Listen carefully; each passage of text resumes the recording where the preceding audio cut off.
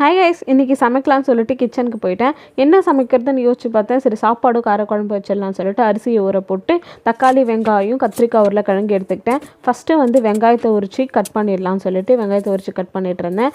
இதை முடிச்சுட்டு அப்படியே தக்காளியும் மீன்வயல் கட் பண்ணி வச்சுக்கிட்டேன். கட் பண்ணிவிட்டு கத்திரிக்காயும் உருளைக்கிழங்கு கட் பண்ணி தண்ணியில் போட்டு வச்சிடலாம்னு சொல்லிட்டு கத்திரிக்காவை எடுத்து நீல வாக்கில் காரக்குழம்புக்கு செய்கிற மாதிரி கட் பண்ணிக்கிட்டேன். இதையும் முடிச்சுட்டு உருளைக்கிழங்கையும் எடுத்து கட் பண்ணி வச்சுக்கிட்டேன். கட் பண்ணிவிட்டு கருப்பாயிடும்ன்றதுக்காக தண்ணியில் போட்டு வச்சுட்டேன். அப்புறமா கொஞ்சம் புளி எடுத்து அதுலேயும் தண்ணி ஊற்றி ஊற வச்சுக்கிட்டேன். காரக்குழம்புக்கு புளி சேர்த்தா நல்லா இருக்கும்ன்ட்டு. அப்புறம் எல்லாத்தையும் ரெடி பண்ணி வச்சுட்டு ஒரு கடாயில் எண்ணெயை ஊற்றிட்டு கடுகு, வெங்காயம் போட்டுட்டேன். கருவேப்பிலை போட்டு தாளிச்சிட்டு அதுக்கப்புறமா தக்காளி ஆட் பண்ணிட்டேன். சைடில் அரிசி ஊற வச்சுருந்தேன் சாப்பாட்டுக்காக, அதையும் ரெடி பண்ணிக்கிட்டேன். அப்புறம் காயெல்லாம் போட்டு கலரிக்கிட்டு அப்புறம் மிளகாத்தூள் போட்டேன். அதுக்கப்புறம் சைடில் வந்து ஆம்லேட்க்கும் ரெடி பண்ணி வச்சுருந்தேன். அதையும் போட்டு எடுத்துக்கிட்டேன். எல்லாத்தையும் முடிச்சுட்டு சாப்பிட்டாச்சு.